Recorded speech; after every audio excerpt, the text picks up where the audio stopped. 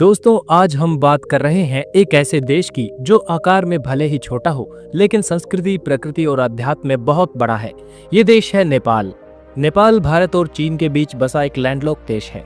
इसकी सीमाएं उत्तर में तिब्बत और बाकी तीन और भारत से लगती है। लेकिन इस छोटे से भूभाग में प्रकृति का एक ऐसा खजाना छुपा है जो पूरी दुनिया को आकर्षित करता है। नेपाल को हिमालयों की भूमि कहा जाता है क्योंकि विश्व की सबसे ऊंची पर्वत श्रृंखला हिमालय यहीं से होकर गुजरती है और सबसे ऊंचा पर्वत यानी माउंट एवरेस्ट भी इसी जगह पर है जो 8,848 मीटर ऊंचा है। वो भी नेपाल की धरती पर ही है। यहाँ कुल 8 पर्वत ऐसे हैं जो दुनिया के 10 सबसे ऊंचे पहाड़ों में गिने जाते हैं। शेरपा, याक, हिमनद, ग्लेशियर, हर मोड़ पर पहाड़ों की कहानियां बसी हुई हैं। नेपाल की राजधानी है काठमांडू, जो देश की सबसे बड़ी आबादी वाला शहर है।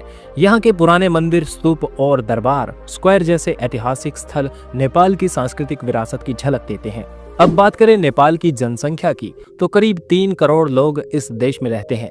यहाँ की मुख्य भाषा नेपाली है, लेकिन हिंदी, मैथिली, भोजपुरी, थारू और अंग्रेजी भी यहाँ के लोग काफी जानते हैं। धर्म की बात करें तो नेपाल कभी दुनिया का एकमात्र हिंदू राष्ट्र हुआ करता था। आज भी यहाँ करीब 80% लोग हिंदू धर्म में आस्था रखते हैं। वैसे तो भारत में भी 80% से ज्यादा लोग हिंदू धर्म में विश्वास रखते हैं, लेकिन नेपाल एक सेल्फ डिक्लेयर्ड हिंदू कंट्री है। इसके अलावा बौद्ध, इस्लाम और ईसाई धर्म के अनुयायी भी बड़ी संख्या में हैं। बौद्ध धर्म के लिए तो नेपाल और भी खास है क्योंकि यहीं पर लुम्बिनी नाम की जगह में गौतम बुद्ध का जन्म हुआ था। लुम्बिनी आज भी एक अंतर्राष्ट्रीय बौद्ध तीर्थ स्थल है जहां दुनिया भर के लोग शांति की तलाश में आते हैं। नेपाल की अर्थव्यवस्था मुख्य रूप से कृषि, टूरिज्म और रेमिनेंट्स पर निर्भर है। यहाँ के बहुत से लोग बाहर देशों में काम करते हैं, भारत, खाड़ी देश, मलेशिया और कोरिया जैसे देशों में। जो पैसा वे घर भेजते हैं वो नेपाल की अर्थव्यवस्था की रीढ़ है। टूरिज्म भी यहाँ पर बहुत बड़ा सेक्टर है। ट्रैकिंग, क्लाइंबिंग, स्पिरिचुअल टूरिज्म और एडवेंचर एक्टिविटीज की वजह से हर साल लाखों विदेशी पर्यटक नेपाल आते हैं। पोखरा, काठमांडू, लुम्बिनी, चितवन,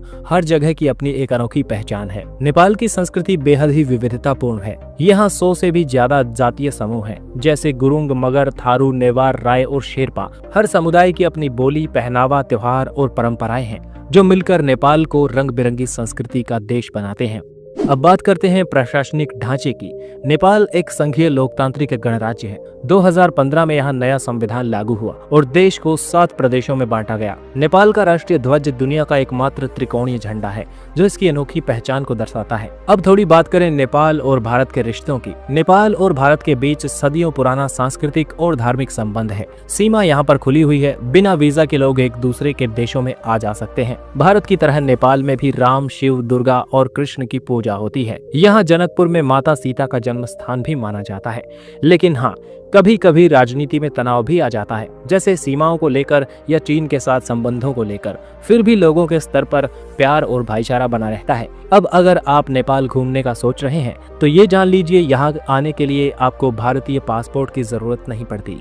बस एक वैध आईडी कार्ड लेकर आप बस या ट्रेन या फ्लाइट से नेपाल पहुंच सकते हैं। आप काठमांडू के मंदिर देख सकते हैं, पोखरा की झीलों में नाव चला सकते हैं, लुम्बिनी की शांति महसूस कर सकते हैं या फिर चितवन के जंगलों में राइनो देख सकते हैं। नेपाल एक ऐसी जगह है जहां प्रकृति बोलती है, जहां संस्कृति सांस लेती है और जहां आत्मा को सुकून मिलता है। तो अगली बार छुट्टी का मन बने, भीड़ भाड़ से दूर जाना चाहें तो नेपाल जरूर आइए। यहाँ पहाड़ों के बीच आप खुद से मुलाकात करेंगे।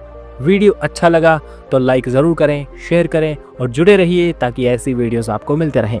Thanks for watching. जुड़े रहिए एक्सप्लोर YRS के साथ।